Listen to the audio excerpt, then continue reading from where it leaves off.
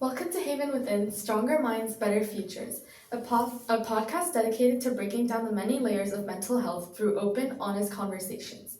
I'm Stuti Santosh, a 10th grader at Valencia High School, and through this series, which is a part of my Girl Scout Gold Award project, I hope to bring awareness, understanding, and practical insight to the challenges that teens face every day.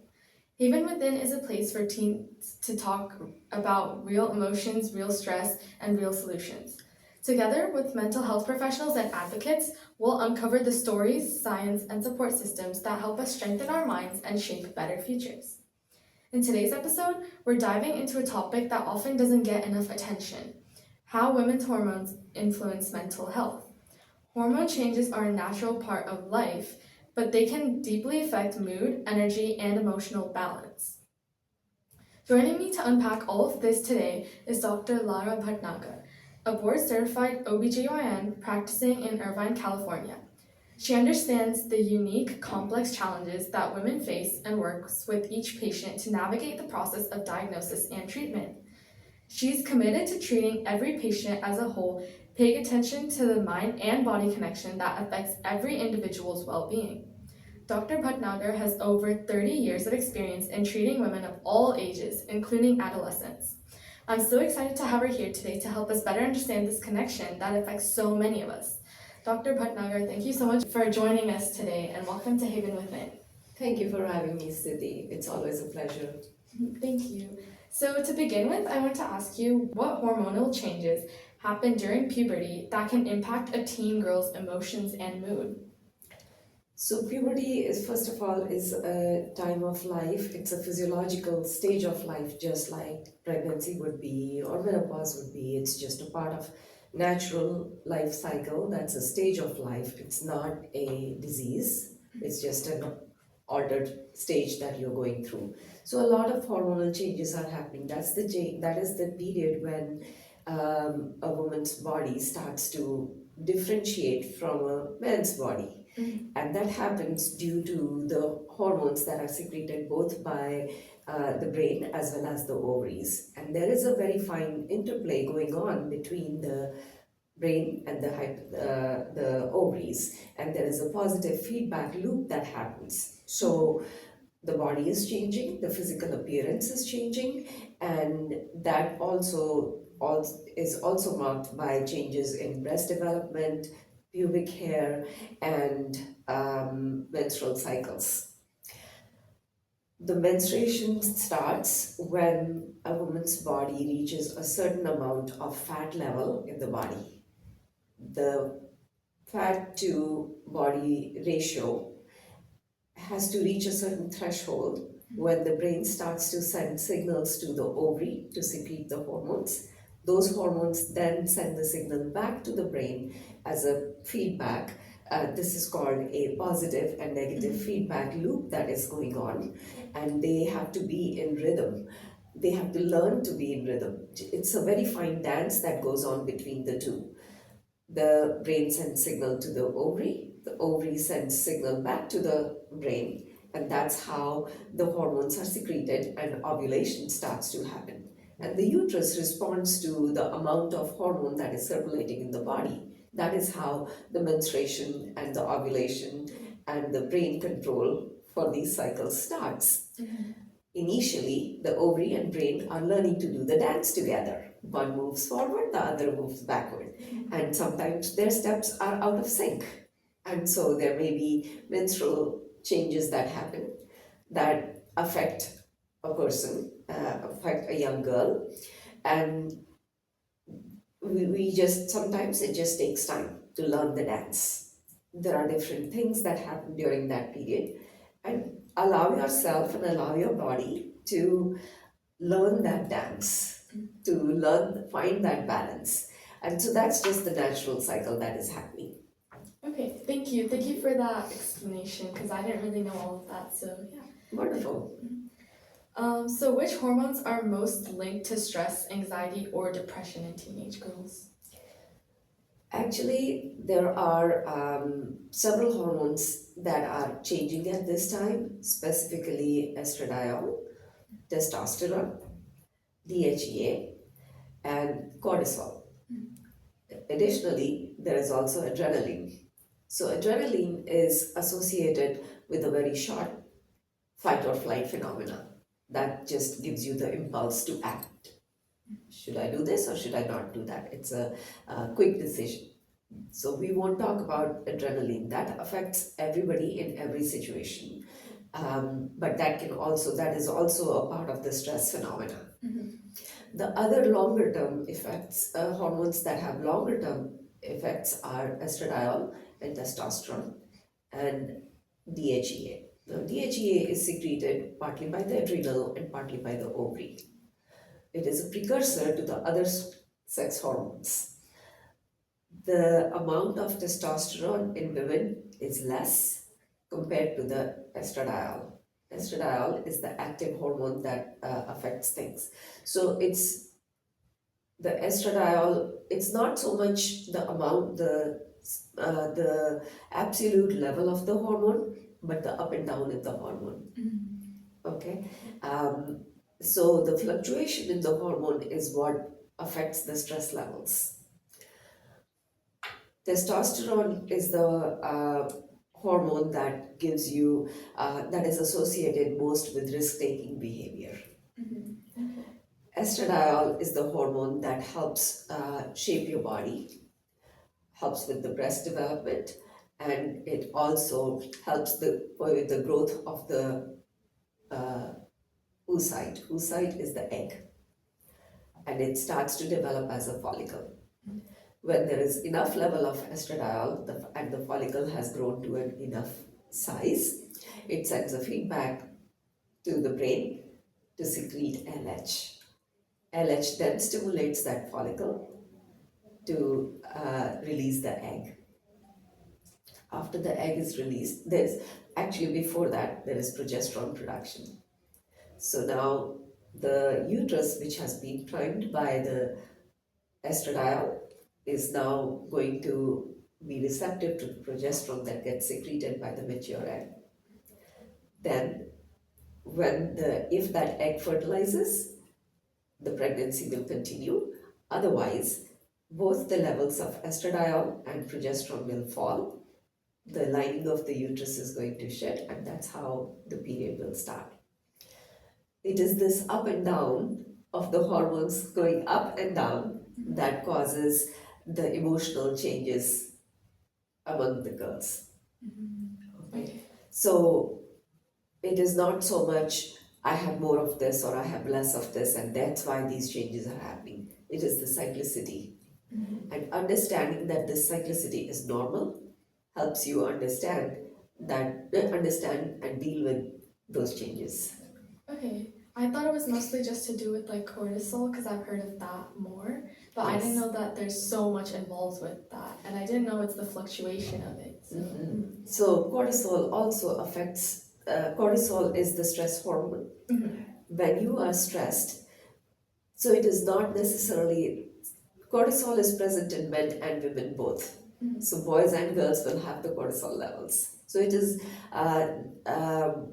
if you were to talk about the differences between girls and boys, cortisol would be the same. And cortisol goes with the it responds to the light and goes with the circadian rhythm, whereas estradiol goes with the menstrual rhythm. So at different times and different situations, all these hormones have an interplay. Increased level of cortisol also affect the stress level. And I'm glad that you bring up that part about cortisol, because it is your cortisol is secreted in response to stress. Stress can be anything: physical, emotional, social, and just biological. It's related to your sleep and related to other things in your body. Okay, thank you. So, how do you think someone can tell the difference between normal mood changes and something that might signal like a mental health concern?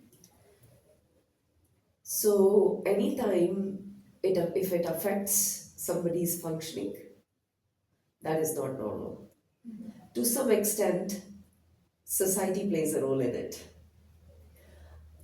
If and so we don't live in a bubble. We do react to what the norms of the society are. The norms are established by the society. For example, in some cultures, puberty is a time to celebrate. Sometimes people are ashamed of the changes that are happening to the body. So it is partly a societal thing, but it's also how we perceive things, how we see things. Regardless, there isn't an absolute parameter. If it affects somebody's functioning, then it is not normal. So some people may be able to function at this level just fine, whereas others would not be able to function at that level just fine. So therefore, it is an individual thing. Okay, interesting. So, is there a biological explanation for why girls most often report like more anxiety or mood disorders during adolescence, like as compared to boys? Yes, it is because of the estradiol going up and down. Okay. Like I just explained, so these monthly changes happen on a regular basis. And it's not so much the absolute amount of hormone, but the cyclicity. So as hormones go up and down, moods can go up and down also. Right. And added to that, the first few years of adolescence and puberty, the brain and ovary are learning to play their dance. They haven't yet perfected their steps, so they don't go step lock. They are still learning. So sometimes they are not in synchrony, and so that also affects the cyclicity. And that's the main reason. Okay. So, how do you think that things like social media, academic pressure, or sleep also affect hormone balance and mental health? They definitely do, most definitely do, because there is a fine interplay between how our brain sees things and perceives things. Cortisol definitely affects the functioning of the pituitary, and that affects the secretion of the hormonal signal that the brain sends to the ovary. So anything that is going to affect your perception and your stress levels is going to affect the interplay between the brain and the ovary. Now remember, the body has, human beings or all living beings are designed to survive. What is essential for survival? Food, biological functions such as breathing, heart beating, food, and sleep, and then reproduction. So reproduction is what these hormones are about, right? But that takes the lowest priority. So if the brain has to prioritize, it's first going to prioritize breathing, and then it's going to prioritize heart beating, or both together, and then the digestion, and then the sleep.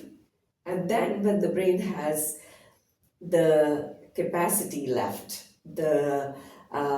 think of it as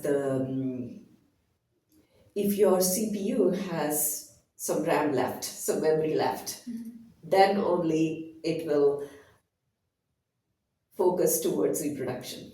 So these hormones are reproductive hormones, which in the cycle of survival are a lower priority. So if your brain were to, so the brain prioritizes in that order. So if there are other stresses, if your breathing isn't fine or your heartbeat isn't fine, then the energy goes towards regulating that. Only when these things are okay, then can the brain focus on the rest of the body, like your digestion or processing of the food, and then the reproduction. Right. So, in terms of how the social media affects things, this is a societal perception of sense. Think of it. Have you ever seen pictures, people posting unflattering pictures of themselves? Not really. Not really, right? Mhm. We all take 50 different pictures, then of the same, doing the same thing, and then we pick out the one that makes us look the best, and that's what we post on social media for everybody else to see. Mhm. But that's not our whole self. That's not our unfiltered self. Now, somebody who's just beginning to see this looks at that and thinks, I'm somehow less because I don't look like this, or I didn't come across this way. What is if I let people see me this way, I will be somehow seen as less. And we all want to be seen as at par or better, Yeah. right? Mhm. So that's the effect that a young person can have watching social media if they don't understand that what is being posted is not always an unfiltered image, Mhm. and it is not all, it's not what meets the eye. Mhm. Right. And understanding that part is very important.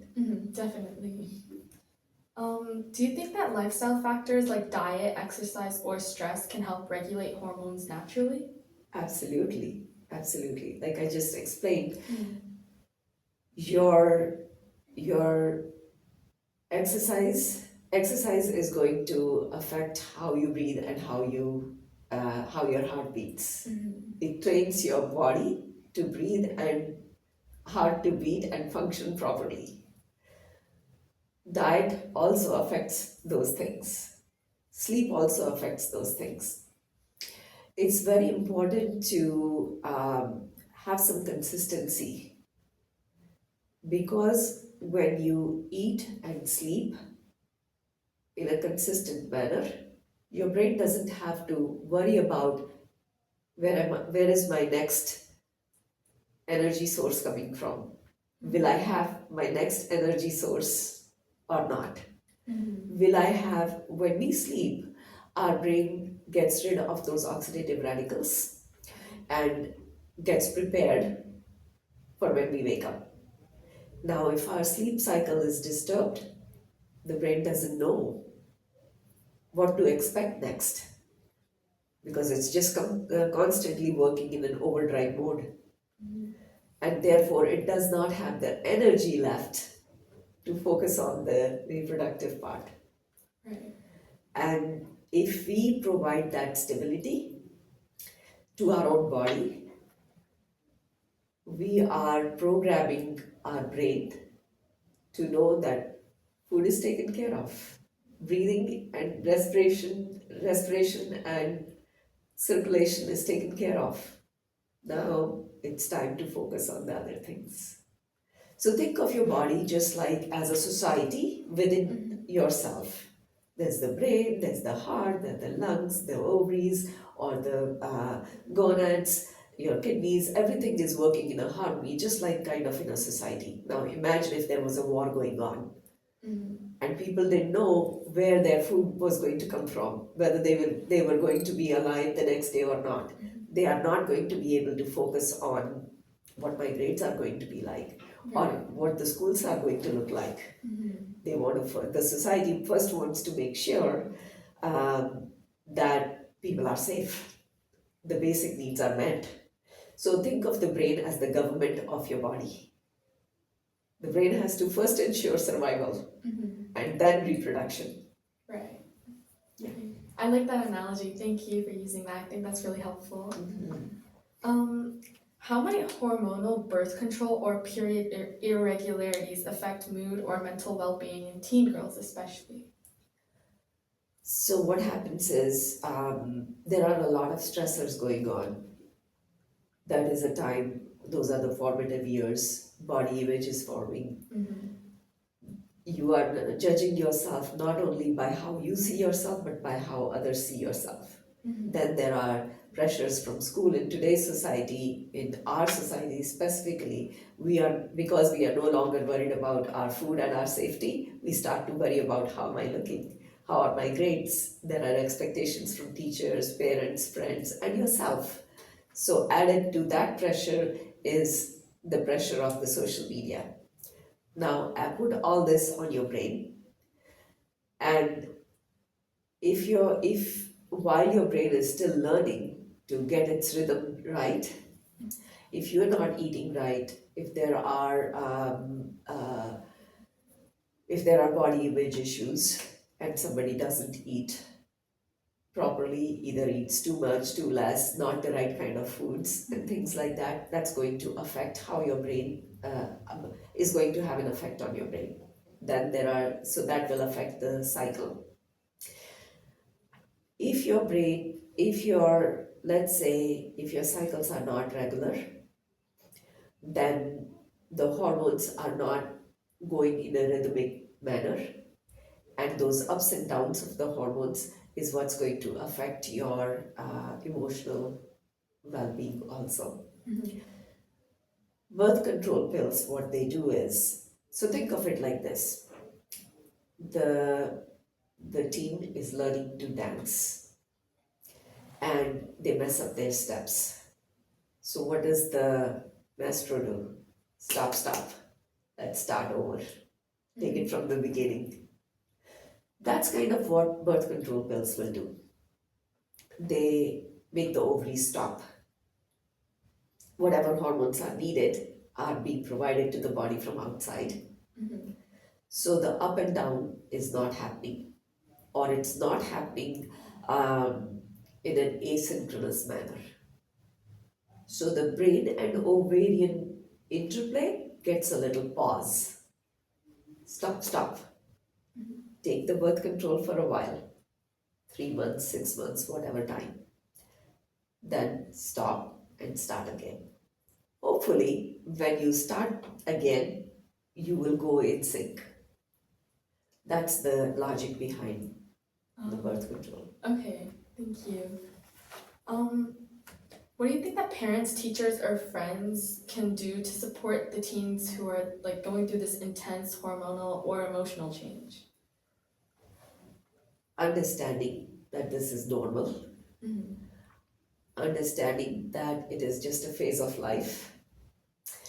In the moment when it is happening to somebody, you feel like this is the end, this is it. Mhm. Talking to someone who's been through life will help shed some light on the fact that this is just a phase and it will change. I want to draw from the Indian um, mythology for this. Time is a circular construct. It always changes, just like weather. Mhm. And what the sun goes up and the sun goes down, Mhm. and this rhythm is always there. Today is sunshine. Right now it's sunshine. In a few hours, it'll be sundown, and the sun will be gone. The light will be gone. But know that the light will come back again. Right.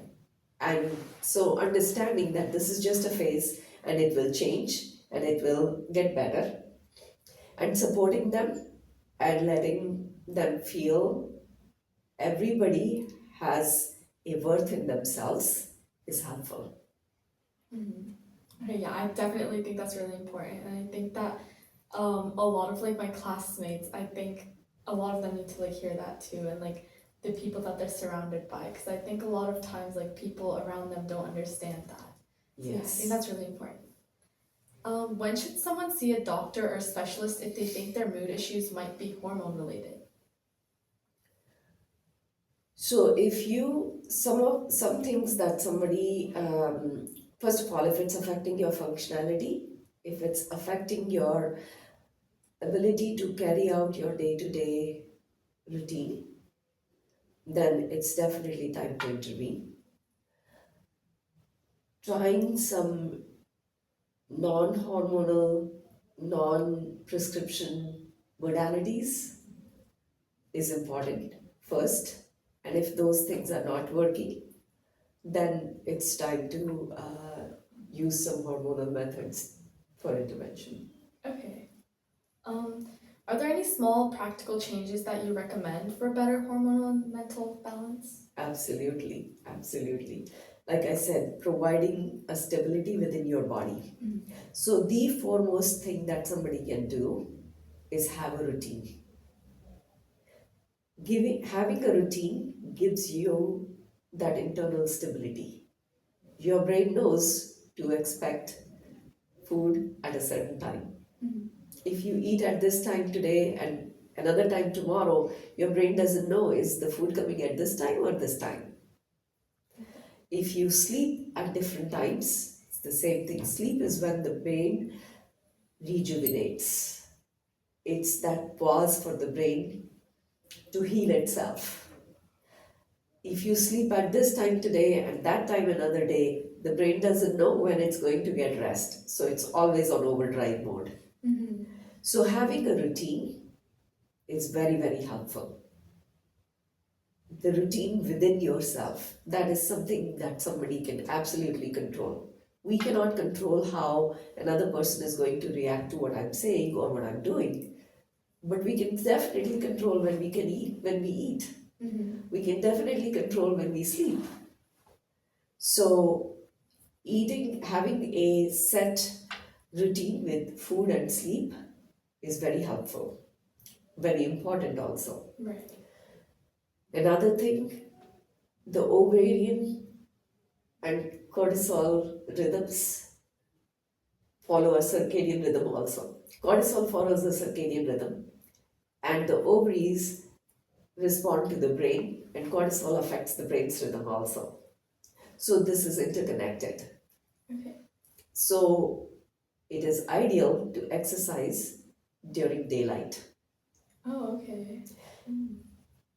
That being said, and by exercise, it's not doing some dumbbells or bands, it is good, but outdoor exercise is better than indoor exercise. When you are doing outdoor exercise, breathing fresh air that is not polluted is better than breathing air that is polluted, which means morning time exercise is better than afternoon exercise because the early sun rays, first of all, help your body synthesize vitamin D, but the harmful UV rays are not there yet. Oh, okay. Secondly, the pollution from the exhaust fumes that is there is not there because at night the air gets cleaner. Through the night it circulates that way, and now early morning air is cleaner than the air in the afternoon. That being said, if you only have time to exercise at night, then it's better than no exercise. Okay, but having a routine, for example, if you choose that I'm going to sleep at 10 p.m. every day, make it a point to sleep at 10 p.m. every day. Sometimes people want to party during the weekends. Once in a while, it's okay. But if you change your timings all the time, it is very unsettling for the brain. So if you decide I'm going to sleep at 2 a.m. every day, that's fine. Sleep at 2 a.m. every day. Don't make it 2 a.m. one day, then 10 p.m. one day, another day 5 a.m. That is what causes the stress from within. And that's something anybody can do to control themselves. With that discipline, I'm going to shut off my television, I'm going to shut off my phone, and I'm going to be in bed. If you just lay quietly in bed, as boring as that may be, you will soon learn to fall asleep at that time, whatever time you choose. And I think that what you said about sleep and eating is a really important thing that I think like the viewers should hear because I know it's really hard with school, especially because like schedules are always changing. One day you have something, one day you don't. Like homework also affects it a lot, but I think that that's really important, like a really important thing for everyone to hear, especially even for myself because it's like some days I'll sleep earlier, but then some days I have more homework, so I have to sleep later. But I think I definitely need to learn to make that a routine because I definitely do feel that like when I don't have a routine and I just fall asleep at random times, it does affect my body and I feel like more tired than I usually would. So that's where young girls these days participate in sports. The days that you play, you are more tired, so you want to sleep earlier. If you sleep earlier, you are awake earlier. Right. So that upsets your rhythm. So that's where having a proper diet comes into play. So on days that you fuel your body, that the days that you have to play uh, uh, extended practice, those days fuel your body accordingly, so that you don't feel as tired and as exhausted. If you start out dehydrated, if you start out not enough protein and not enough carbohydrates before your game, you are going to feel more tired. You push yourself during the game because you want to meet the expectations of your teammates and your coaches. But soon after the game, when you are with yourself and you can choose to do whatever you want to do, you are just so exhausted that you forget to follow your routine. Yeah. What's one myth that you have about, or that you hear about teen hormones or mental health that you wish that more people understood better? I think weight and hormones, uh, there is a lot of misinformation about that.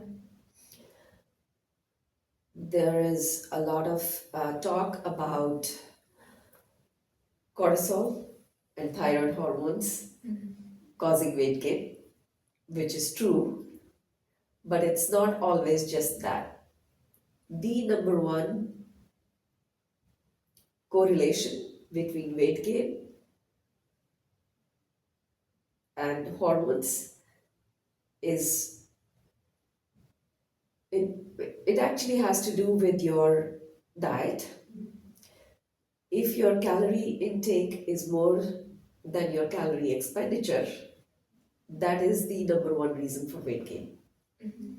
Certain hormones affect your metabolism. So that's where cortisol and thyroid hormones come into play. Some people have slower metabolism compared to others. And that just understanding that, but in order for cortisol to cause you to have weight gain or thyroid to have weight gain, it would need your levels to be very high. Thyroid is a different thing. If you are paying attention to your calorie intake and calorie expenditure and you are still gaining weight, if your calorie intake is more than the expenditure, you will gain weight. But if you feel that it is disproportionate, the expenditure and intake levels are disproportionate, then checking those hormones makes sense. One of the things that one can do when you are trying to regulate your weight with and your metabolism is to eat, whenever you are eating carbohydrates or fats, before you eat those, eat fiber and protein first. That pads the lining and slows down the absorption, and that might help with your, you may say, my friend and I eat the same calorie intake, but she's fine and I'm gaining weight. Must be my cortisol is very high. It could also be the order in which you are eating things. Where can listeners find more reliable information or resources about this topic?